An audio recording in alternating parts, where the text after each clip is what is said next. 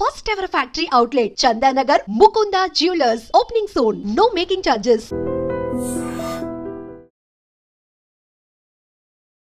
Hi hello నమస్తే welcome back to iDream Media. ఈరోజు మనతో ఉన్నారు రియల్ ఎస్టేట్ ఎక్స్పర్ట్ అయిన సంజయ్ నాయక్ గారు. ముఖ్యంగా మీరు ఇల్లు కొనాలనుకున్నా, హైదరాబాద్లో ల్యాండ్ కొనాలనుకున్నా, లేకపోతే ల్యాండ్ అనేది మీరు హైదరాబాద్ అయి ఉండొచ్చు, తెలుగు రాష్ట్రాలు ఎక్కడ కొనాలనుకున్నా కానీ కొన్ని జాగ్రత్తలు తీసుకోవాలి. అలాగే జీపీ లేఅవుట్స్ మీద, అలాగే కొన్ని లేఅవుట్స్ మీద గవర్నమెంట్ ఇచ్చిన లేటెస్ట్ రూల్స్ అండ్ రెగ్యులేషన్స్ గురించి మీరు తెలుసుకోవాలి. And at the same time ఒక్కొక్క సినిమాల్లో చెప్పేవాళ్ళు హైదరాబాద్లో ల్యాండ్ అంటే 5-6 పేరు మీద ఉంటుందని. అది ఇప్పటికీ అలాగే ఉందా? బ్రాండ్స్లో ల్యాండ్ కొంటే మనకు వచ్చే బెనిఫిట్స్ ఏంటి? ఓవరాల్గా ఒక బయ్యర్కి కావాల్సిన విషయాలన్నీ కూడా ఈరోజు ఎపిసోడ్ తెలుసుకుందాం. పూర్తిగా చూడండి episode. So let's go into the episode. నమస్కారం సంజయ్ నాయక్ గారు. నమస్కారం సార్. ఒక రియల్ ఎస్టేట్ ఎక్స్పర్ట్ అన్నప్పుడు మీరు ఒక మార్కెటింగ్ ఎగ్జిక్యూటివ్ దగ్గర నుంచి దాదాపు మీ ఓన్ ప్రాజెక్ట్ డీల్ చేసే రేంజ్ వరకు ఎదిగారు. కాబట్టి మీ ఎక్స్పర్టీస్ అనేది కంప్లీట్ రియల్ ఎస్టేట్లో ఏ చోట్ల ఉంది అంటే మీరు ఎందులో బాగా స్పెషలిస్ట్ అంటారు? నేను మేజర్గా మీరు అన్నట్టు స్టార్ట్ చేసినప్పుడు ఫస్ట్ ఓపెన్ ప్లాటింగ్స్లో స్టార్ట్ చేసిన. దెన్ అగైన్ అగ్రికల్చర్ ల్యాండ్స్ కూడా డీల్ చేసినాం. అపార్ట్మెంట్లో ఫ్లాట్స్ కూడా కొన్ని డీల్ చేసినాం, విల్లాస్ కొన్ని డీల్ చేసినాం, ఫామ్ ల్యాండ్స్, ఫామ్ హౌసెస్. మేజర్గా ఎక్కువ శాతం నా కెరియర్లో నేను డీల్ చేసినవి అయితే ఓపెన్ ప్లాట్స్ ఎక్కువ డీల్ చేసిన. వీటితో కంపేర్ చేస్తే, అన్నిటితో కంపేర్ చేస్తే ఓపెన్ ప్లాట్స్ అనేది హయ్యెస్ట్ అనమాట అన్నిటికంటే. అండ్ రైట్ నో మీరు అగ్రికల్చర్ ల్యాండ్ ఎక్కువ చేస్తూ ఉన్నారు. ఓపెన్ ప్లాట్స్ ఎక్కువ ఉన్నాయి స్టిల్, బట్ అవి కూడా రిఫర్ చేస్తూ ఉంటాం. అన్నిట్లో నేను ఒక్కని ఏంటంటే ఇనీషియల్గా ఎక్కువ టైం ఇస్తుండే, బట్ ఎట్లయితే మెల్లిగా మా వర్క్ పెరిగిందో, మా టీం పెరిగిందో, మా క్లయింట్స్ రిక్వైర్మెంట్ పెరిగిందో, సో అప్పుడు ఏమవుతుందంటే మల్టిపుల్గా చేయడం కష్టం అవుతుంది ఒక్కరిని. సో అన్ని చోట్ల నేనే ఉండలేను కాబట్టి అప్పుడు ఏం చేస్తామంటే స్ప్లిట్ చేస్తాం.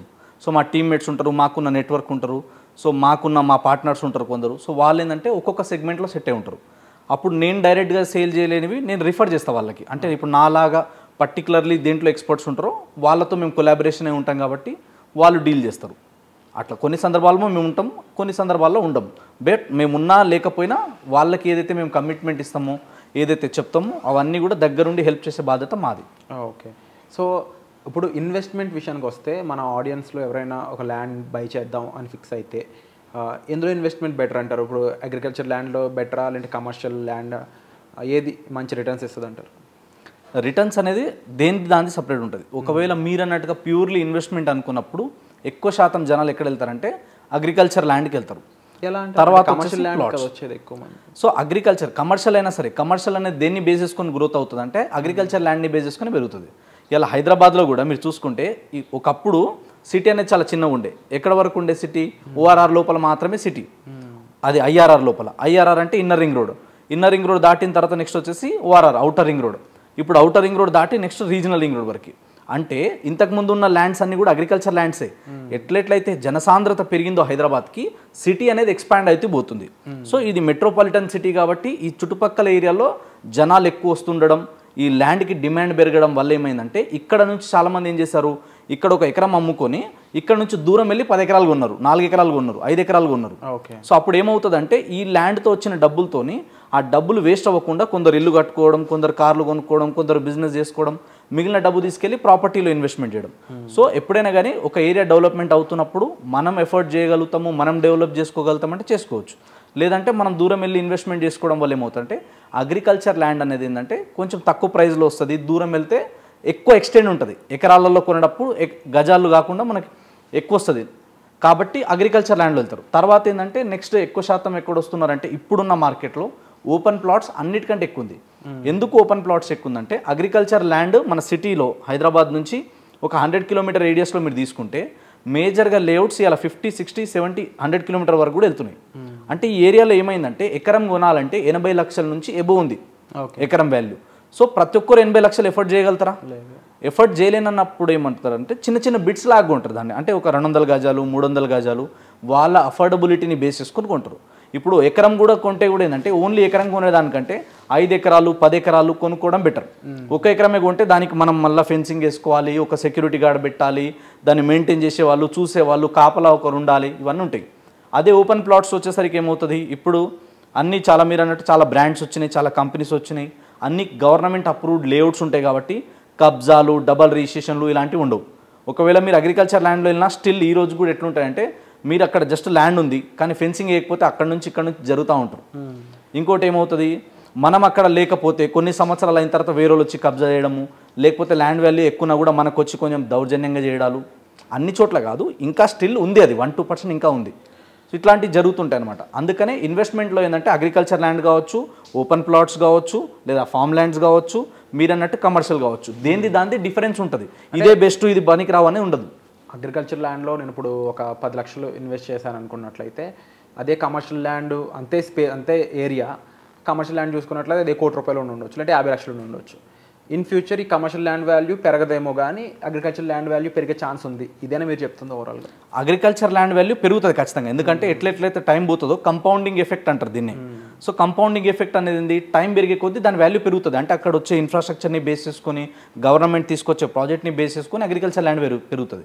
కమర్షియల్ అన్నప్పుడు కూడా ఏమవుతుంది అంటే, కమర్షియల్ అన్నప్పుడు ఆ ఏరియాలో ఎలాంటి జనాలు వస్తున్నారు, అక్కడ కమర్షియల్ యాక్టివిటీస్ ఎలా పెరుగుతుంది, ఫుడ్ ఫాల్స్ ఎలా వస్తున్నాయి, అక్కడ మనకి ఎక్స్పెండిచర్ అంటే ఖర్చు పెట్టే జనాలు ఎలాంటి వాళ్ళు వస్తున్నారు, దాన్ని బేస్ చేసుకొని కమర్షియల్కి ఉండే డిమాండ్ కమర్షియల్కి ఉంటుంది.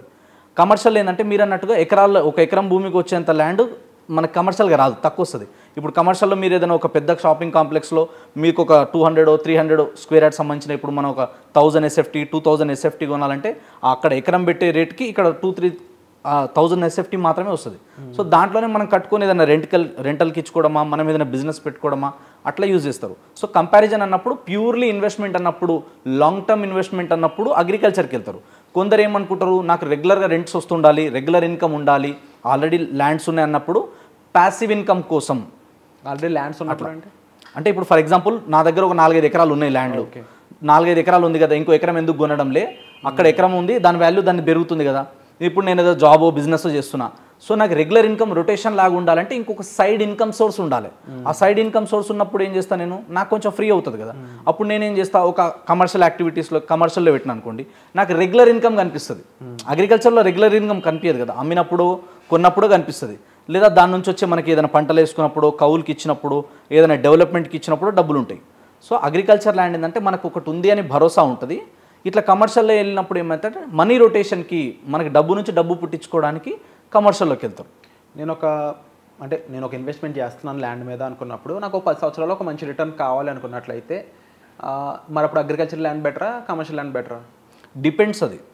అంటే మీరు ప్యూర్లీ ఇన్వెస్ట్మెంటే అనుకుంటున్నారు అన్నప్పుడు దీంట్లో 2 రకాలు ఉంటుంది. ఒకటి ఏంటంటే ఇందాక చెప్పినట్టు రెగ్యులర్ ఇన్కమ్ వస్తుండాలి నాకు అనుకుంటే, కమర్షియల్ ఏరియా మంచిగా ఉంది, అక్కడ ఎంత ఫ్లోటింగ్ వచ్చినా కూడా, ఎంత అంటే ఏదన్నా చేంజెస్ వచ్చినా కూడా ఆ ఏరియాకి డిమాండ్ ఉంటుంది, ఆ ఏరియాకి వచ్చే పాపులేషన్ అలాంటి పీపుల్ ఉంటారు అన్నప్పుడు దానికి ఉండే డిమాండ్ దానికి ఉంటుంది. మీరు కొనేటప్పుడు అదే లెక్కన సేమ్ రేపటి రోజు మీరు అమ్ముకోవాలన్నప్పుడు కూడా ఏంటంటే అది మంచి హాట్స్పాట్లో ఉన్నప్పుడు రిటర్న్ ఆన్ ఇన్వెస్ట్మెంట్ బాగుంటుంది. లేదు అనుకుంటే కొందరు ఏం చేస్తారు, ప్యూర్లీ ఇన్వెస్ట్మెంటే కదా, సిటీ లోపల నేను 2,000 SFT 4,000 SFT ఎందుకు, కొంచెం దూరం వెళ్ళి కొందాం, తక్కువ బడ్జెట్లో ఎక్కువ వస్తుంది కదా, మెల్లిగా లాంగ్ టర్మ్ అయినప్పుడు ఇదే ఇంకా పెరుగుతుంది కదా, అప్పుడు దాన్ని మల్టీపర్పస్గా యూజ్ చేయొచ్చు. అంటే నేను ఏదైనా వాడుకుంటానా, లేదా నాకు చేతనైతే లేదంటే సగం అమ్ముకుంటానా, మొత్తం అమ్మేస్తానా, లేదా ఇంకెవరైనా వచ్చినప్పుడు బిల్డర్ వచ్చినప్పుడు డెవలపర్కి ఇచ్చుకుంటామా, అది మల్టిపుల్ సోర్సెస్గా వాడుకోవడానికి పనికి వస్తుంది మనకి. సో ఒకవేళ purely investment, so long term అనుకుంటే మాత్రం గో ఫర్ అగ్రికల్చర్ ల్యాండ్స్. ఇప్పుడు హైదరాబాద్లో ల్యాండ్ కొనాలి అన్న వాళ్ళు ఎవరు కూడా ఇల్లు కొనాలని కానీ, లేకపోతే ఒక అపార్ట్మెంట్లో ఫ్లాట్ కొనాలని కానీ ఫిక్స్ అవ్వటం లేదు. దానికి మెయిన్ రీజన్ ఏంటి అంటే పెరిగిపోయిన ధరలు. దాదాపు ఒకప్పుడు అంటే బిఫోర్ కోవిడ్ ఒక 55 లక్షల్లో దొరికే ఫ్లాట్ ఇప్పుడు 1,10 లక్షలు, 1,20 లక్షలు అయిపోయింది, ఏ ఏరియా చూసుకున్నా కూడా. ఇప్పుడు ఈ ల్యాండ్ వాల్యూ అనేది మాత్రం అంతగా పెరిగింది లేదు. దీన్ని ఏ విధంగా చూపించవచ్చు అంటారు? ఒకటి, లొకేషన్ అనేది అన్నిటికంటే ఇంపార్టెంట్ పాయింట్. ఫస్ట్ థింగ్ ఎక్కడైనా సరే ఇన్వెస్ట్మెంట్ చేసేటప్పుడు లొకేషన్ మ్యాటర్స్. ఇవాళ మీరు అన్నట్టు కోవిడ్ కంటే బిఫోర్ ఏంటంటే చాలా తక్కువ మందికి దీని గురించి అవేర్నెస్ ఉంది. హైదరాబాద్లో ఇంత స్పీడ్గా అగ్రెసివ్గా రేట్లు పెరుగుతాయి, కోవిడ్ వచ్చింది, లాక్డౌన్ అయిపోయింది, దీని తర్వాత అసలు రియల్ ఎస్టేట్ పడిపోతుంది అన్నారు చాలామంది. కానీ అది కోవిడ్ అయిపోయిన తర్వాత చాలా అగ్రెసివ్గా పెరిగింది. మళ్ళీ అగైన్ లాస్ట్ 1.5-2 years నుంచి మార్కెట్ చాలా స్టేబుల్ ఉంది, పెద్దగా పెరగలేవు ఏం చేంజెస్. సో ఏమవుతుందంటే ఒకటి, దీంట్లో చాలా వేరియేషన్స్ వస్తాయి. అందులో ఫస్ట్ ఇంపార్టెంట్ పాయింట్ ఏమొస్తుందంటే అక్కడ ఎకరం వాల్యూ ఎంత ఉంది, లేదా ల్యాండ్ కాస్ట్ ఎంత ఉంది అన్నది ఫస్ట్. సెకండ్ వచ్చేసి మెటీరియల్ కాస్ట్ ఎంత అవుతుంది, నేను కన్స్ట్రక్షన్కి వెళ్తే నాకు ఎంత అమౌంట్ ఖర్చు అవుతుంది అన్నది చూస్తారు. ఆ తర్వాత వచ్చేసి ఏంటంటే నా ప్రాఫిట్స్ ఏమొస్తాయి అన్నది చూసుకుంటారు.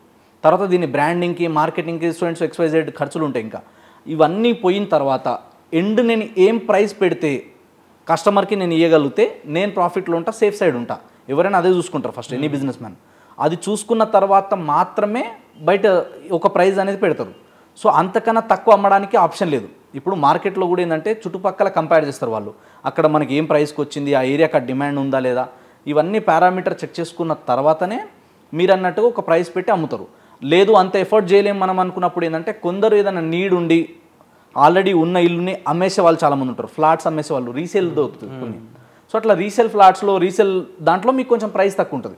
ఎందుకంటే నా అవసరానికి అమ్మేసుకుంటున్నా, లేదా ఇప్పుడు నేను ఏదో జాబ్ చేయడానికో బిజినెస్ చేయడానికో నా ఒక 8 years 10 years ఉందామని వచ్చిన హైదరాబాద్, మళ్ళీ ఇక్కడ అయిపోయిన తర్వాత నేను నెక్స్ట్ వేరే కంట్రీకి వెళ్తానా, వేరే స్టేట్కి వెళ్తానా, నేను ట్రాన్స్ఫర్ అయిపోతా, ఇక్కడ ఎందుకులే నాకు ప్రాపర్టీ, ఈ డబ్బులు ఇక్కడ నుంచి తీసుకొని వెళ్ళిపోదాం అనుకున్నప్పుడు ఏంటంటే మార్కెట్తో సంబంధం లేకుండా ఒక కొంచెం 1000-2000 తక్కువ చేసుకొని SFT మీద కావచ్చు మన టోటల్ వాల్యూ మీద కొంచెం అమౌంట్ లంసమ్ కొంచెం డిస్కౌంట్ ఇచ్చేసి సేల్ చేసుకుంటారు అనమాట. అది డిపెండ్స్ అనమాట. సో ఒకటి మనం కొనాలి అనుకున్నప్పుడు ఏంటంటే డెవలపర్ మ్యాటర్ అవుతారు, ఎలాంటి బిల్డర్ కానీ డెవలపర్ ఉన్నారు అన్నది మ్యాటర్ అవుతుంది, బ్రాండ్ని బట్టి కూడా ప్రైస్ పెరుగుతుంది. సెకండ్ ఏంటంటే వాళ్ళు ఇచ్చే ఎమ్యూనిటీస్ ఫెసిలిటీస్ ఏమున్నాయి అసలు, దీని తర్వాత వచ్చేసి అది ఏ లొకేషన్లో ఉంది, దాని క్వాలిటీ ఆఫ్ కన్స్ట్రక్షన్ ఎలా ఉంది, అండ్ అక్కడ నుంచి మనకి నియర్ బై ఎమ్యూనిటీస్ ఫెసిలిటీస్ ఏ విధంగా ఉన్నాయి, ఇవన్నీ చూసుకుంటారు అనమాట. సో దీన్ని చేసుకొని అప్పుడు మాత్రమే ఒక ప్రైస్ అనేది డిసైడ్ అవుతుంది. బయట ఇంకొక న్యూస్ రన్ అవుతుంది జనాలందరిలో కూడా, మనం ఒక ల్యాండ్ కొనాలి లేకపోతే ఒక మెయిన్గా ఒక ఫ్లాట్ కొనాలి, విల్లా కొనాలి ఫిక్స్ అయితే land owner flat are villa అయితే ఒక ప్రైస్ ఉంటుంది, బిల్డర్ కట్టే ఫ్లాట్ కానీ ఇల్లు అయితే ఒక రైట్ ఉంటుంది. వీళ్ళిద్దరూ కాదు, మధ్యలో ఇన్వెస్టర్ అని ఒక ఆయన ఉంటాడు, ఆయన కూడా ఫ్లాట్లు అమ్ముతాడు, ఆయన కూడా విల్లాలు అమ్ముతాడు, ఈయన దగ్గర ఒక ప్రైస్ ఉంటుంది. వీళ్ళ ముగ్గురులో అయితే ల్యాండ్ ఓనర్ దగ్గర నుంచి డైరెక్ట్ కొనుక్కుంటేనే తక్కువ ధరలో వస్తుందని చెప్పేసి ఈ సమాచారం అయితే బయట రన్ అవుతుంటుంది. దీని మీద మీ అనాలిసిస్ ఏంటి? ఒకటేంటంటే ఎక్కడైనా సరే ఒక ప్రైస్ పెట్టినప్పుడు మ్యాక్సిమం వేరియేషన్స్ ఎలా వస్తాయంటే నాకు టోటల్ ఎంత పడింది, నేను ఏం రేట్కి అమ్ముకుంటే నేను ప్రాఫిట్లో ఉంటాను. మార్కెట్లో వాళ్ళు ₹2 అమ్ముతున్నా చాలా నాకు రూపాయి వచ్చినా చాలా అనుకునే వాళ్ళు ఉంటారు. సో అట్లా ఒకవేళ మీరు అన్నట్టుగా తీసుకుంటే ₹1000 నుంచి ₹3000 ఫరక్ ఉంటుంది, మ్యాక్స్ 4000, ఇంతకన్నా ఎక్కువ డిఫరెన్స్ అనేది ఉండదు. సో ఈ వేరియేషన్లోనే ఎవరికి సెట్ అయితే వాళ్ళు అమ్ముకుంటారు. నాకు ఇప్పుడు అప్పులు ఉన్నాయి, లోడ్ ఎక్కువ ఉంది నాకు అన్నప్పుడు ₹2 కాదు నాకు చాలా వచ్చిన చాలని అమ్ముకునే వాళ్ళు ఉంటారు కొందరు. ఇంకా కొందరు ఏముంటారు, నా దగ్గర నేనే ల్యాండ్లాడ్ మస్తుల ఆస్తులు ఉన్నాయి నాకు, ఇది పెద్ద ఫరక్ పడదు నాకు అన్నప్పుడు ఏం చేస్తారు, పెట్టుకుంటారు. మెల్లిగా రేట్ వచ్చినప్పుడు అప్రిషియేషన్ వచ్చినప్పుడు నాకు ఎప్పుడు అమ్ముకోవాలనిపిస్తే అప్పుడు నేను అమ్ముకుంటలే అనుకునే వాళ్ళు. అంటే హోల్డింగ్ కెపాసిటీ ఉన్న వాళ్ళు ఏంటంటే తక్కువ అమ్మరు ఎప్పుడు. నా దగ్గర క్యాపిటల్ ఉంది, లేదా నా దగ్గర నాకు ఆల్రెడీ వేరే ప్రాపర్టీస్ ఉన్నాయి, వేరే ఇన్కమ్ సోర్సెస్ ఉన్నాయి, నాకు ఎలాంటి బర్డెన్ లేదు అనుకున్నప్పుడు ఏం చేస్తారు, హోల్డ్ చేసి పెడతారు. లేదండి నాకు ఆల్రెడీ ప్రెజర్స్ ఉన్నాయి, బ్యాంక్ నుంచి లోన్లు తెచ్చినా, బయట నుంచి పార్ట్నర్ల దగ్గర నుంచి ఇంట్రెస్ట్కి డబ్బులు తెచ్చినా, లేదా ఇన్వెస్టర్స్ మనీ ఉన్నాయి, ఇక్కడ నేను స్ట్రక్ అయిపోతా, నేను ఎక్స్పాన్షన్ చేయలేను నెక్స్ట్ అన్నప్పుడు వాళ్ళు ఏం చేస్తారంటే రూపాయి తక్కువ అమ్ముతారు. అంటే మరీ మార్కెట్ ఉన్నదానికి వీళ్ళు తక్కువ అమ్ముకొని కూడా పోరు ఎవరు కూడా. ఏదైనా ఉంటే చిన్న చిన్న వేరియేషన్స్ ఉంటాయి, 500, ₹1000, ₹2000 మ్యాక్స్. సో ఈ వేరియేషన్లోనే చేంజెస్ ఉంటాయి తప్ప మరి ఈయన అమ్ముకునేదానికి జమీన్ ఆస్మాన్ ఫరక్ అయితే ఉండదు, చాలా వరకు ఉండదు. అండ్ ముఖ్యంగా ఈ హైదరాబాద్లో ఉండే ల్యాండ్స్ లేకపోతే ఈ రియల్ ఎస్టేట్లో ఒక ఫ్లా ఉంది, సినిమాల్లో కూడా వచ్చేది అప్పుడప్పుడు, ఒకరి ల్యాండ్ అనేది మినిమం 5-6 పేరు మీద ఉంటుందని చెప్పేసి. ఎస్, అది ఇప్పటికీ జరుగుతుందా? ఇప్పటికీ అలాగే ఉంది సిచ్యువేషన్? నేను కూడా మీరు అన్న పాయింట్ విన్నా. బండ్ల గణేష్ గారు ఒక సినిమాలో యోగి మూవీ సంథింగ్ ఉంటుంది, ల్యాండ్ ఓనర్ అంటే ఒకరే ఉంటారా 10 మంది ఉంటారు అంటారు అని. సో గతంలో ఏంటంటే ఇంత టెక్నాలజీ లేదు. ఎప్పుడైతే టెక్నాలజీ వచ్చిందో మనకి ఆన్లైన్ సిస్టమ్ అయిందో అప్పటి నుంచి ఈ కేసెస్ చాలా వరకు తగ్గినాయి. సో దానికి ముందు ఏంటంటే మొత్తం రిటర్న్లో ఉండే, జస్ట్ పేపర్ మీద రాసుకుని ఉండే. సో అప్పుడు ఏమవుతుందంటే వేరే డూప్లికేట్ డాక్యుమెంట్ తయారు చేయడాలు ఇట్లాంటివి చాలా జరిగినాయి. ఇంకోటి ఏంటంటే మన గతంలో ఏంటంటే నవాబుల కాలం నుంచి ఇక్కడ పరిపాలించారు కాబట్టి ఈ ల్యాండ్లో కొన్ని మన హైదరాబాద్లో మరీ ముఖ్యంగా ఇట్లాంటి డిస్ప్యూట్స్ కొన్ని ఇష్యూస్ అనేది ఉన్నాయన్నమాట. కానీ రాను ఎట్లయితే టెక్నాలజీ వచ్చిందో ఇప్పుడు మెల్లిమెల్లిగా మన దగ్గర డాక్యుమెంట్స్ ఎప్పటి నుంచి అయితే మొత్తం డిజిటల్ అవ్వడం మొదలైందో అప్పటి నుంచి చాలా వరకు తగ్గినాయి. ఇప్పుడు ఒక్కసారి మీ పేరు మీద రిజిస్ట్రేషన్ అయింది, మీ పేరు మీద లింక్ డాక్యుమెంట్స్ ఉన్నాయి, ఈసీ ఉంది, గవర్నమెంట్ అన్ని రికార్డులో మీ పేరు మీదనే ఉంది, ఒక 10 years నుంచి కరెంట్ బిల్ కావచ్చు, లేదా మీరు అక్కడ ఉంటున్నట్టు ప్రూఫ్ ఏదైనా ఉంటే కనుక మ్యాక్సిమం అలాంటివి ఉండవు. ఇప్పుడైతే హైదరాబాద్లో చాలా తక్కువనే. పాత దాంట్లో గతంలో అట్లా జరిగినాయి, మీరు అన్నట్టు 5 మంది 10 మంది ఓనర్లు ఉండడం, ఒకరికి చూపించిందే 10 మందికి అమ్మడం, ఇలాంటిది ఉండే. అండ్ ఇలాంటివి ఎక్కడ ఎక్కువ జరుగుతాయంటే మేజర్గా జీపీ లేఅవుట్లలో జరుగుతుంది. గ్రామ పంచాయత్ జీపీ లేఅవుట్ అంటారు దాన్ని. గ్రామ పంచాయతీలో ఏమవుతుందంటే దానికి టెక్నికల్ బాడీ అప్రూవల్స్ ఉండవు. ఇప్పుడు టెక్నికల్ అంటే ఇప్పుడు హుడా అనేది ఒకటి ఉంటుంది, మీరు వినే ఉంటారు, హైదరాబాద్ అర్బన్ డెవలప్మెంట్ అథారిటీ. తర్వాత వచ్చేసి ఏమైంది, ఇప్పుడు అది హెచ్ఎండి అయింది, హైదరాబాద్ మెట్రోపాలిటన్ డెవలప్మెంట్ అథారిటీ. ఆ తర్వాత నెక్స్ట్ వచ్చేసి మనకి డిటిసిపి అని ఉంటుంది, directorate of town and country planning. So వీటన్నిటికీ కూడా ఏంటంటే ఇవన్నీ ఒక కాలనీ టైప్లో ఉంటుంది, ఏ ఏరియాలో ఉంది, ఏ సర్వే నెంబర్లో ఉన్నాయి. తర్వాత వచ్చేసి ఇది గవర్నమెంట్ నుంచి అప్రూవ్డ్ అయినట్టు ఒక అప్రూవల్ నెంబర్ ఉంటుంది. లైక్ ఇప్పుడు మన ఆర్సీ నెంబర్ ఉన్నట్టు దానికి ఒక నెంబర్ ఉంటుంది. సో అప్పుడు ఏమవుతుందంటే ఈ రికార్డ్స్ అన్నీ గవర్నమెంట్ దగ్గర ఉంటాయి. ఒక్కసారి ఆ రికార్డులోకి ఎక్కింది, అప్రూవల్ ఫైనల్ వచ్చిన తర్వాత అప్పుడు అది లేఅవుట్ వేసి సేల్ చేస్తే కనుక డైరెక్ట్ ఎవరైతే డెవలపర్ కానీ బిల్డర్ నుంచి మీ పేరు మీద వచ్చినట్టు క్లియర్ ఉంటుంది.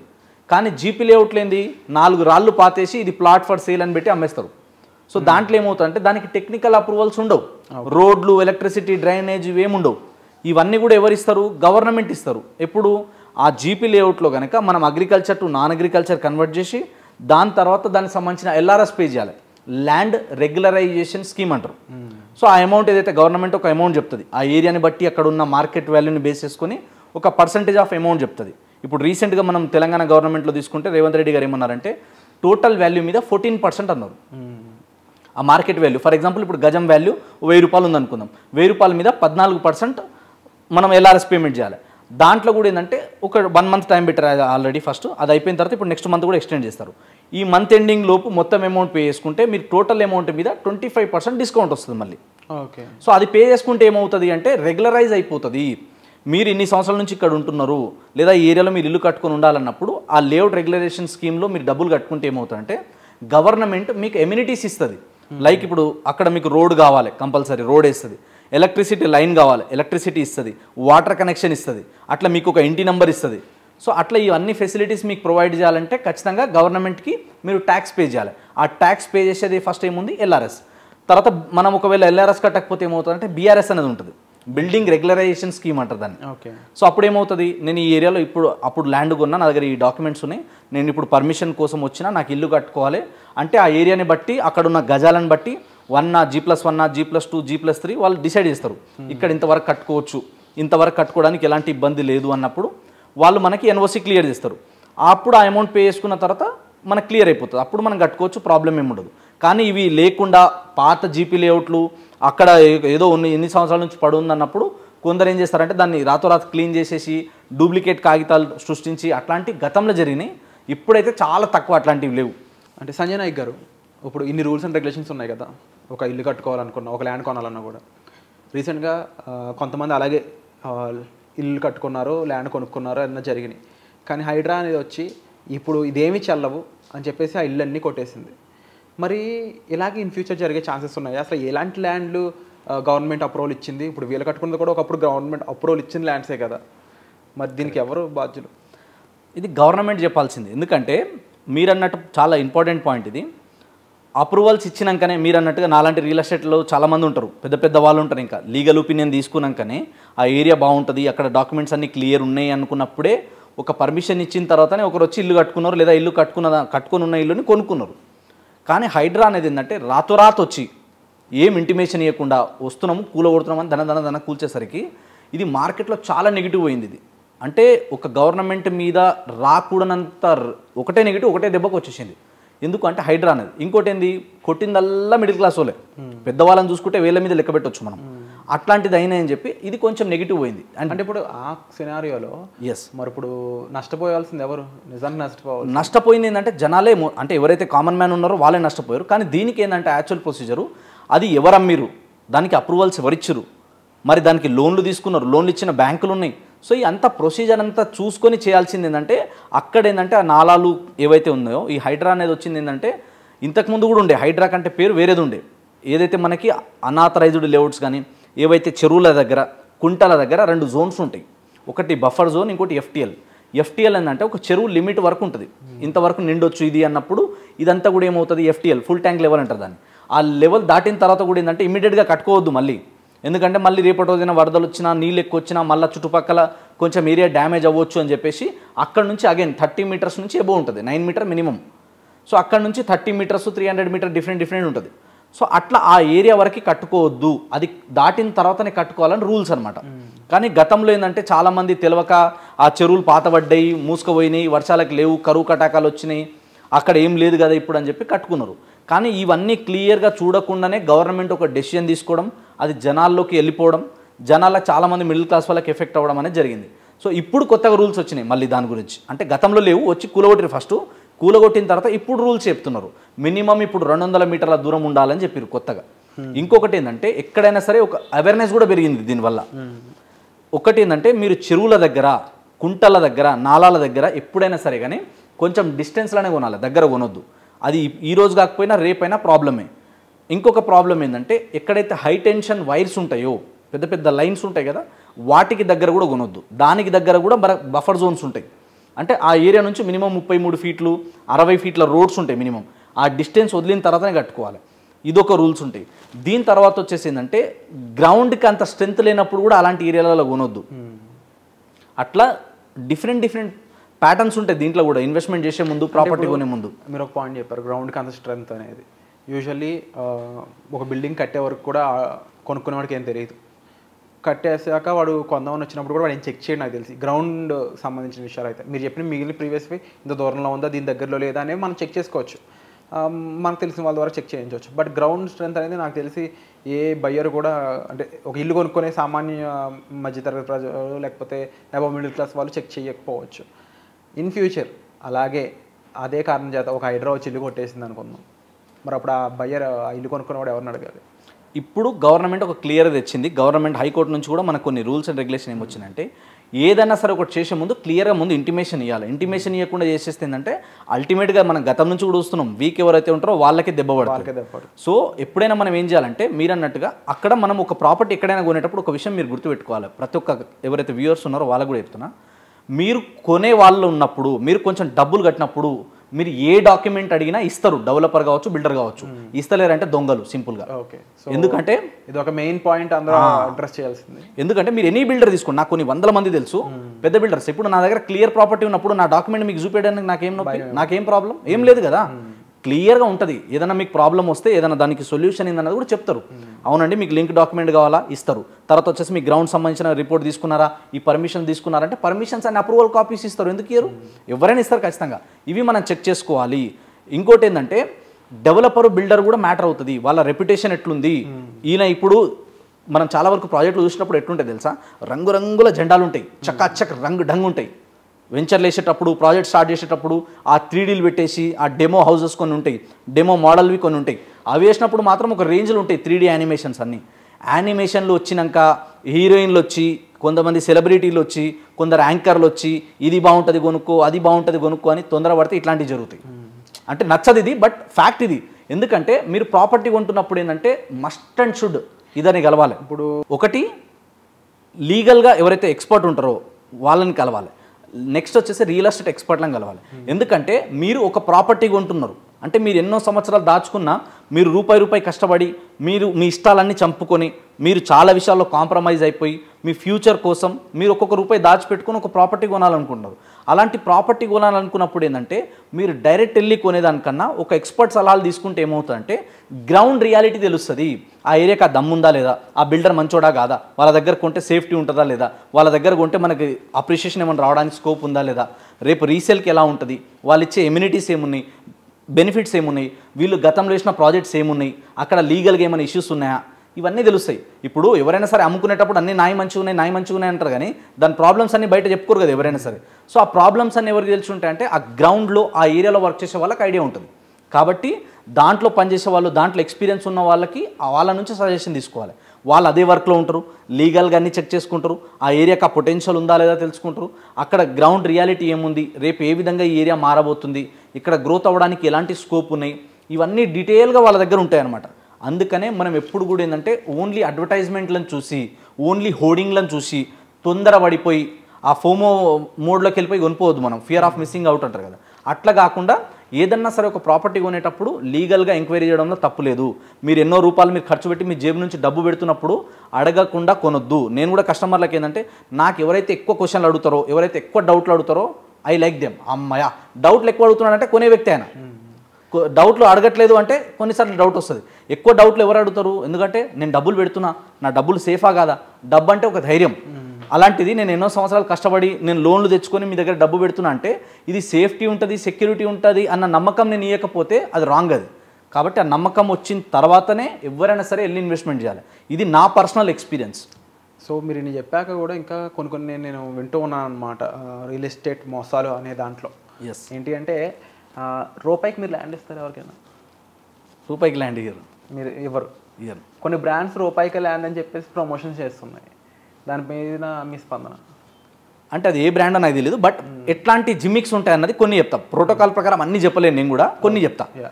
ఫస్ట్ ఇంపార్టెంట్ పాయింట్ ఏంటంటే ఇందాక చెప్పినట్టు కొందరు హీరోయిన్లు వస్తారు, ఇంకా కొందరు ఏంటంటే కొందరు మీకు ఒకటి రాసిస్తారు. లైక్ జనరల్గా మీరు పెట్రోల్ బంక్స్లో చూడొచ్చు, కొన్ని ఏరియాలో ఏముంటుంది అంటే గిఫ్ట్ కూపన్ ఇస్తారు. అది రాసిస్తారు, మీకు లక్కీ డ్రా వచ్చిందండి ఆఫీస్కి రమ్మంటారు. వచ్చిన తర్వాత వాళ్ళు స్టూడెంట్స్ 3D కానీ లేదా వాళ్ళు ఒక పీపీటీ చేసి గిఫ్ట్ ప్రెజెంటేషన్ ఇస్తారు. ఒక 100 రూపాయలు 200 రూపాయలు గిఫ్ట్ ఇస్తారు. ఆ గిఫ్ట్ ఇచ్చిన తర్వాత వాళ్ళు జెన్యూన్గా చెప్తారు, తప్పేం లేదు. అట్లా ఎవరి స్ట్రాటజీ వాళ్ళది సార్, ఇదే స్ట్రాటజీలు వెళ్ళాలని రూల్ ఏం లేదు, ఎట్లనే చేసుకోవచ్చు. సో వాళ్ళు అక్కడ దాకా ఓకే. కానీ ఆడికి వచ్చిన తర్వాత కొందరు ఏం చెప్తారు, మా దగ్గర ప్రాజెక్ట్స్ ఉన్నాయండి ఇంత తక్కువ ప్రైస్లో ఉన్నాయి అది ఇది అని చెప్పి వాళ్ళు ఒక ఆఫర్ పెడతారు. లేదా రూపాయికే ప్రాపర్టీ అని చెప్పి ఎక్కువ మందిని క్రౌడ్ పుల్లింగ్ చేసిన తర్వాత దాంట్లో నుంచి మీకు స్పెషల్ ఆఫర్ ఉందండి, మీరు జస్ట్ ఇంత కట్టండి మీకు ఇంత ప్లాట్ ఇస్తున్నామని చెప్పి 100,000, 1,000,000, లక్షల్లో ఒకరికి ఇస్తారు. అదొక్కటి చూపించి అడ్వర్టైజ్మెంట్ మిగతా వాళ్ళందరికీ సేల్ చేస్తారు. అంటే ఫర్ ఎగ్జాంపుల్ ఇప్పుడు 100-200 ప్లాట్లు సేల్ అయినప్పుడు ఒక ప్లాట్ ఫ్రీకి ఇస్తే నాకేం ఫరక్ పడదు. అట్లా డిపెండ్ అనమాట. అది రూపాయి కావచ్చు, 10 రూపాయలు కావచ్చు. కొందరు అయితేనేమో ప్లాట్ కొంటే మీకు గోల్డ్ వస్తుంది అంటారు, కొందరు సిల్వర్ వస్తుంది అంటారు, కొందరు వచ్చేసి బ్యాంకాక్ ట్రిప్ అంటారు, కొందరు దుబాయ్ ట్రిప్ అంటారు. ఇట్లాంటి చాలా ఉంటాయి. నమ్మొచ్చా అవి? సో ఒకటేంటంటే మనం కొనేటప్పుడు మీరు ఏం కొంటున్నారు, ప్రాపర్టీ కొంటున్నారు, అడ్వర్టైజ్మెంట్లు కాదు. అది కరెక్ట్గా ఉంటే చాలు, అది ఫస్ట్ చూడాలి. నేను ప్రతి కస్టమర్కి నేను ఇంకోటి ఏంటంటే నేను ఎప్పుడు కస్టమర్ సైడే మాట్లాడతా, ఒక బ్రదర్ లాగా గట్టిగా మాట్లాడతాను నేను. ఎందుకంటే నేను ఆ స్టేజ్ నుంచి వచ్చిన నేను చిన్న అంటే 200 రూపాయల కోసం ఫంక్షన్ హాల్లో వెయిటర్గా వర్క్ చేసి వచ్చిన వ్యక్తి నేను. కాబట్టి ఆ రూపాయి వాల్యూ నాకు తెలుసు. కాబట్టి నేను ఒక బ్రదర్ లాగా సజెస్ట్ చేస్తా. వినాలి అని రూల్ లేదు, మీ ఇష్టం అది. కానీ నేను ఎక్స్పీరియన్స్ చేసినవి, నేను చూసినవి, ఆ బాధలు, ఆ సాధక బాధలు ఎట్లుంటాయో, ఎట్లాంటి ఆ ఇబ్బందులు ఉంటాయో నేను నాకు బాగా తెలుసు. కాబట్టి నేను ఆ బాధల నుంచి వచ్చిన కాబట్టి చాలామంది అలాంటి మోసపోయిన వాళ్ళు ఉన్నారు. కాబట్టి నేను ఒక డెసిషన్ తీసుకున్నా, నా వల్ల ఎంత అవుతుంది, నేను ఏం చేయగలుగుతా, నేనేమన్నా ఎడ్యుకేట్ చేయగలుగుతున్నా, నా మాట ఇద్దరికి రీచ్ అవుతుందా, ఒకరికి మంచి జరుగుతుందంటే చెప్తాం. ఫాలో అవ్వండి అని ఎవరికి చెప్పము. మీకు మంచిగా అనిపిస్తే ఫాలో అవ్వండి, లేకపోతే లేదు. ఎందుకంటే మీరు రూపాయి కష్టం తీసుకుపోయి అడ్వర్టైజ్మెంట్లను చూసి హోర్డింగ్లో చూసి అట్లా పోతే ఏంటంటే మోసాలు ఎక్కువ ఉంటాయి. ఇంకోటి ఏమవుతుందంటే ఒకసారి నాకు ఒకటి ఎక్స్పీరియన్స్ అయింది. ఒకటి వాళ్ళ దగ్గర ఉన్నదే 10 ఎకరాలు 20 ఎకరాల వెంచరు ఒక ఏరియాలో. కానీ వాళ్ళు మార్కెటింగ్లో హోర్డింగ్లో వేసారు, బాగా అడ్వర్టైజ్మెంట్ చేసారు, క్రౌడ్ పుల్లింగ్ బాగా అయింది. సైట్కి తీసేళ్ళి ఇది 10 ఎకరాలండి, నెక్స్ట్ ఇది 20 ఎకరాలు 30 ఎకరాలు ఎక్స్టెన్షన్, ఇది వచ్చేసి ఫేజ్ 1 ఫేజ్ 2 ఫేజ్ 3 వస్తుందండి. మీరు అడ్వాన్స్ బుకింగ్లు చేసుకుంటే మీకు దీంట్లో తక్కువలో వస్తాయండి. మీరు నెల ఈఎంఐ కట్టుకోండి, 4 ఏళ్ళ తర్వాత ఇది మనదే దీంట్లో వస్తాయని. వాళ్ళు అక్కడ ఏం లేదు, మొత్తం క్లీనింగ్ ఉంది, గడ్డిలాగా ఉంది, అడవిలాగానే ఉంది. కానీ వీళ్ళు ఏంటంటే టెంటేటివ్ లేఅవుట్ ఒకటి, అంటే ఈ ఏరియాలో ఇలా వస్తుందని చెప్పి ఒక మ్యాప్ రెడీ చేసిరు ఆల్రెడీ. ఓకే, ఆ మ్యాప్ రెడీ చేసి ఇది అప్రూవల్కి వెళ్తుంది, ఈ అప్రూవల్ వచ్చినాక మీకు ఇట్లయితుంది అట్లయితుంది అని చెప్పి అట్లా కొన్ని వేల మంది దగ్గర అడ్వాన్స్ బుకింగ్లు తీసుకొని రాతోరాత్ బోర్డు తిప్పిన కంపెనీలు హైదరాబాద్లో చాలా ఉన్నాయి. సో అడ్వాన్స్ బుకింగ్స్ అసలు వద్దని చెప్తారా మీరైతే? ఎప్పుడైనా సరే నేను చెప్పేది ఏంటంటే అప్రూవల్ వచ్చింది, ఇది ఇంపార్టెంట్. అప్రూవల్కి ఏంటి ప్రూఫ్? మీకు హెచ్ఎండిఏ కానీ డిటిసిపి కానీ ప్రొసీడింగ్స్ ఉంటాయి. అప్రూవల్ వచ్చిన తర్వాత మీకు ఒక ఎల్పీ నెంబర్ అనేది ఉంటుంది, లేఅవుట్ ఆన్లైన్లో చెక్ చేసుకోవచ్చు. ప్లస్ వాళ్ళు కూడా మీకు ప్రొవైడ్ చేస్తారు, మాకు పంపించండి చూపించండి అంటే. కొందరు ఓపెన్గా బ్రోచర్, కొందరు ఇయ్యరు. గవర్నమెంట్ వెబ్సైట్స్ అనేవి ఉన్నాయి దానికి. హెచ్ఎండిఏ వెబ్సైట్ ఉంది, డిటిసిపి వెబ్సైట్ ఉంది, దాంట్లో చెక్ చేసుకోవచ్చు. రెరా వెబ్సైట్ కూడా ఉంది, దాంట్లో కూడా రెరా ఇప్పుడు కొత్త లేఅవుట్స్లో, పాత దాంట్లో రెరా లేదు. బట్ ఈ 2016-17 నుంచి స్టార్ట్ అయినప్పటి నుంచి రెరా కూడా ఉంది. సో రెరా సర్టిఫికేట్ వచ్చిన తర్వాత మీకు ఏంటంటే లీగల్గా అక్కడ మీకు క్లారిటీ వచ్చేస్తుంది. అప్పుడు వచ్చిన తర్వాత ఏంటంటే అప్రూవ్డ్ లేఅవుట్లో కొంటే సేఫ్ ఉంటుంది. అప్రూవ్డ్ లేని దగ్గర ఎల్పీ నెంబర్ వచ్చింది ఇది వస్తుంది అంటే దీంట్లో కొన్నిసార్లు కొన్ని రేర్ కేసెస్లో మనం దీన్ని ఓకే చేయొచ్చు, కానీ అన్నిసార్లు పనికిరాదు, 99% పనికిరాదు. ఫర్ ఎగ్జాంపుల్ కొందరు రెప్యూటెడ్ బిల్డర్స్ ఉంటారు మార్కెట్లో, వీళ్ళు పాత వాళ్ళు 20 ఏళ్ళ నుంచి ఉన్నారు, 10 ఏళ్ళ నుంచి ఉన్నారు, వాళ్ళ కన్స్ట్రక్షన్లో దమ్ము ఉంది, వాళ్ళ ఆఫీస్ ఉంది, ఇంతమంది వాళ్ళ దగ్గర కొన్నారు, వాళ్ళ రెప్యుటేషన్ ఉంది అన్నప్పుడు కొందరు ఏం చేస్తారంటే వాళ్ళ దగ్గర కొంచెం ఫండ్స్ తక్కువైనా లేదా వాళ్ళు మార్కెట్లో తొందరగా సేల్ చేసుకోవడానికి కూడా ఏం చేస్తారంటే ఎల్పీకి పెట్టినామండి మాకు ఒక 1 మంత్లో వస్తుంది, అందుకే ఆఫర్ ప్రైస్ కింద మీకు ఈ ప్రైస్కి అమ్ముతున్నాము. కొందరు ఎట్లుంటారు, మొత్తం పైసలు కట్టించుకోరు, కొంచెం కట్టండి, ఎల్పీ నెంబర్ వచ్చిన తర్వాత రిజిస్ట్రేషన్కి వెళ్ళేటప్పుడు మిగతా అమౌంట్ కట్టండి, రిజిస్ట్రేషన్ చేసుకోండి అంటారు. అట్లా వెళ్ళొచ్చు, కానీ ప్రతిసారి అది పనికిరాదు. ఎప్పుడు వెళ్ళినా కూడా మీరు ఖచ్చితంగా ఎల్పీ నెంబర్ వచ్చిందా లేదా, అప్రూవల్ వచ్చిందా లేదా అన్నది చూసుకోండి. అప్రూవల్ వచ్చిన తర్వాత వెళ్తే ఏమవుతుంది, మీకు వాళ్ళు చెప్పిన కమిట్మెంట్లన్నీ చేయడానికి ఉంటుంది. ఎల్పీ రాకపోతే ఏమంటారు తెలుసా, ముందే మీరు ప్రీ లాంచ్లో ఉన్నారు, సార్ మేము ఇట్లా అనుకున్నాం సార్, అట్లా అనుకున్నాము, ఆడ అట్లా అయిపోయింది, ఇది ఇట్లా అయిపోయింది అంటారు. పార్క్ ఈడ రావాల్సింది ఆడొస్తుంది, 1 నెంబర్ ఈడికెన్ రావాల్సింది ఆడికెన్ వస్తుంది, రోడ్ 40 ఫీట్లు ఉన్నది కాస్త 60 అవుతుంది, 60 కాస్త 40 చాలంటారు. ఇట్లాంటివన్నీ ప్రాబ్లమ్స్ వస్తాయి. మీకు ఒక ప్లాట్ ఇస్తా అని చెప్పి ఫస్ట్ మొత్తం ఎల్పీ వచ్చిన తర్వాత ఇంకో ప్లాట్ ఇస్తా అంటారు, ఈ ప్లాట్ లేదండి ఇక్కడ పోతుందండి, ఇక్కడ ఇది రావట్లేదు మనకు ముందుకు వస్తుంది అంటారు. ఇట్లాంటి చాలా ప్రాబ్లమ్స్ వస్తాయి. ఇవన్నీ అవాయిడ్ చేయాలంటే అప్రూవల్ ఉన్న దగ్గర కొనండి, వస్తుంది కాదు వచ్చి ఉంటే కొనండి. ఓకే, ఇది మాత్రం ఫస్ట్ గుర్తుపెట్టుకోండి. అండ్ ఆ తర్వాత ఏంటంటే వాళ్ళు చెప్పిన ఎమ్యూనిటీస్ ఫెసిలిటీస్ వాళ్ళు ప్రొవైడ్ చేస్తున్నారా లేదా, గతంలో ఏమైనా చేసిరా లేదా, ఇప్పుడు ఏమైనా చేస్తురా లేదా, ఇది చూడండి. ఎందుకంటే చాలామంది మేము కూడా చూస్తున్నాము, వెంచర్లు ఎప్పుడో 4 సంవత్సరాల కింద ఎల్పీ నెంబర్ వచ్చి ఉంటుంది దానికి, కానీ ఆ మట్టి రోడ్లు కటింగ్ తప్ప ఒక్క రాయి ఉండదు ఆడ, క్లియర్గా నెంబరింగ్ ఉండదు, ఒక దానికి సంబంధించిన ఒక ఎంట్రెన్స్ ఆర్చ్ ఉండదు, ఏముండదు. కాబట్టి అప్రూవల్ వచ్చి ఉండాలి, డెవలప్మెంట్ ప్రోగ్రెస్ అవుతూ ఉండాలి, ఎట్లా ప్రోగ్రెస్ అవుతుందో రిపోర్ట్స్ మీకు వస్తుండాలి. అంటే వీడియో రూపంలో కావచ్చు, ఫొటోస్ కావచ్చు, అప్డేట్స్ అన్నీ మీకు వస్తుండాలి. ఇలా పెద్ద పెద్ద కంపెనీలు అన్నీ అట్లనే చేస్తున్నాయి, ఖచ్చితంగా పంపిస్తారు వాళ్ళు. పంపేయట్లేదంటే మనం జాగ్రత్త ఉండాలి. కాబట్టి ఎల్పీ నెంబర్ వచ్చింది, రిజిస్ట్రేషన్ అయిపోవాలి, డాక్యుమెంట్ మన చేతిలో ఉండాలి. డాక్యుమెంట్కి కూడా మళ్ళీ ఇంకొక విషయం చెప్తున్నాను ఇక్కడ, మ్యాక్సిమం వరెస్ట్ కేసు చెప్తున్నాం, మళ్ళీ రిజిస్ట్రేషన్ డాక్యుమెంట్ ఎంత టైం పడవచ్చు అంటే 3 months కన్నా ఎక్కువ టైం పడవద్దు. ఓకే, రిజిస్ట్రేషన్ డాక్యుమెంట్ అనేది ఎంత టైం పడుతుంది డాక్యుమెంట్ రావడానికంటే, మ్యాక్సిమం మనం ఇప్పుడు పోతే సాయంత్రం కల్లా రిజిస్ట్రేషన్ చేసుకొని రావచ్చు. యాక్చువల్లీ కొన్నిసార్లు కంపెనీ నుంచి అక్కడ ల్యాండ్ లార్డ్ ఉండాలి, ఇక్కడ మార్కెటింగ్ వాళ్ళు ఉండాలి, ఏజీపీ హోల్డర్స్ ఇట్లా చాలా ఉంటాయి వెనకాల. సో వీళ్ళందరూ ఉండాలి, plus government sub register office open ఉండాలి, అక్కడ సర్వర్ వస్తూ ఉండాలి, అక్కడ సబ్ రిజిస్టర్ ఉండాలి, ఇవన్నీ ఉంటాయి. సో అక్కడ అన్ని అవైలబుల్ ఉండి వర్క్ అయితే 1 dayలోనే అయిపోతుంది. ఇన్ కేస్ ఏదైనా ప్రాబ్లం వల్ల, ఏదైనా హాలిడేస్ వల్ల కొంచెం డిలే అయినా, మీరు అన్నట్టు ఇప్పుడు ఎల్పీ నెంబర్ రావడానికి కొంచెం డిలే అయినా మ్యాక్సిమం 3 months. నేను పర్సనల్గా ఎక్స్పీరియన్స్ చేసింది మీకు చెప్తున్నా, 3 నెలల లోపు మొత్తం పేమెంట్ మీరు కట్టేసుకోవాలి, రిజిస్ట్రేషన్ చేసుకొని డాక్యుమెంట్ మీ ఇంట్లో ఉండాలి, అప్పుడు మాత్రమే సేఫ్ ఉన్నట్టు. కొన్నిసార్లు ఏమవుతుంది, కొంచెం పెద్ద పెద్ద బిల్డర్లు అయినా సరే, డెవలపర్లు అయినా సరే, వాళ్ళు ఏంటంటే డాక్యుమెంట్ ఇచ్చేస్తారు, లింక్ డాక్యుమెంట్కి టైం పడుతుంది. అది ఓకే.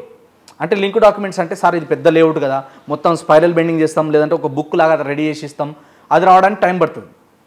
కానీ ఒరిజినల్ డాక్యుమెంట్ మాత్రం మనకి 3 months కన్నా ఎక్కువ టైం తీసుకోవద్దు, మ్యాక్సిమం. అది తొందరగా అయితే 1 week 10 days 1 month, ఏ కంపెనీ అయినా సరే 1 monthలో ఇస్తుంది. ఇన్ కేస్ ఏమైనా వాళ్ళ దగ్గర ఛాలెంజెస్ ఉన్నా, ఇంకేదైనా ఇష్యూస్ ఉన్నా కూడా 3 months. 3 months లోపు మొత్తం పేమెంట్ అయిపోవాలి, రిజిస్ట్రేషన్ అయ్యి డాక్యుమెంట్ మనం ఉందా. ఆ తర్వాత మనం ఈసీలో చెక్ చేసుకోవాలి, ఈసీలో మన పేరు వచ్చిందంటే మ్యాక్సిమం మనం సేఫ్ సైడ్ ఉంటాం. అంటే హైదరాబాద్లో ల్యాండ్ అన్నప్పుడు నిజంగా ఇవన్నీ తెలుసుకోవాల్సిన అవసరం ఉంది. ఎందుకంటే కోకాపేటలో 100 కోట్లు పలుకుతున్న ల్యాండ్ అంటే దాని దగ్గరలో ఉన్న ల్యాండ్ ఇంకొంచెం బాగానే పలుకుతుంది. సో భూమిని కొనట్లేదు, బంగారాన్ని కొంటున్నట్టే ఫీల్ అవ్వాలి. ఇప్పుడు బంగారం కూడా 10 గ్రాములు 1,00,000 అయిపోయింది కాబట్టి ఎక్కడ రేట్లు అనేవి ఎక్కడ తక్కువ లేవు. సో మీరు చెప్పిన డీటెయిల్స్ అన్నీ మాకు మన ఆడియన్స్కి చాలా యూస్ఫుల్ అండి. ఫస్ట్ థింగ్, ఇన్ని విషయాలు ఉంటాయని కూడా చాలామందికి తెలియదేమో బహుశా. డబ్బులు పెట్టి ల్యాండ్ కొనుక్కోవడం అంటే మన కష్టార్జితాన్ని పెట్టి ఒక ధైర్యం కొనుక్కున్నట్టే. ఎస్. బట్ చాలామంది ఈ ప్రొసీజర్లోనే మోసాలు చూస్తూ ఉన్నారనమాట. అండ్ తప్పకుండా ఆన్లైన్ అవ్వడం చాలా బెనిఫిట్స్ అనేవి ప్రొవైడ్ చేస్తూ ఉంది. అండ్ దాంతోపాటు మీరు చెప్పిన ప్రొసీజర్ ప్రతిదానికి ఒక క్లియర్ వ్యూ అనేది క్లియర్గా కనిపిస్తూ ఉందన్నమాట. ఆ ల్యాండ్ కొట్టేస్తారు, ల్యాండ్ తీసేస్తారు, వీటన్నిటికంటే ముందు ఆ ల్యాండ్ని ఎవాల్యూట్ చేయడానికి కొన్ని ప్రొసీజర్స్ ఉన్నాయి. దాన్ని అప్లై చేసి ఆ ప్రొసీజర్లో అటువంటి డిపార్ట్మెంట్స్కి రీచ్ అవుట్ అయితే మీరు మోస్ట్ ఆఫ్ ది ప్లేసెస్లో జరిగే నష్టాన్ని పూర్తిగా నివారించవచ్చు అనమాట. దీనిపై మీకు ఇంకా డౌట్స్ ఉన్నాయనుకున్నట్లయితే డిస్ప్లేలో మన సంజయ్ నాయక్ గారి నెంబర్ అయితే ప్రొవైడ్ చేస్తున్నాము. మీరు డైరెక్ట్గా కాల్ చేసి కూడా సార్తో మీ డౌట్స్ అనేవి క్లారిఫై చేసుకోవచ్చు. And thank you so much Sanjay గారు. త్వరలోనే ఈ ల్యాండ్కి సంబంధించి మరిన్ని కొత్త అప్డేట్స్తో కొత్త విషయాలతో ఇంటర్వ్యూస్ చేద్దాము మీతో. Thank you so much. Thank you sir.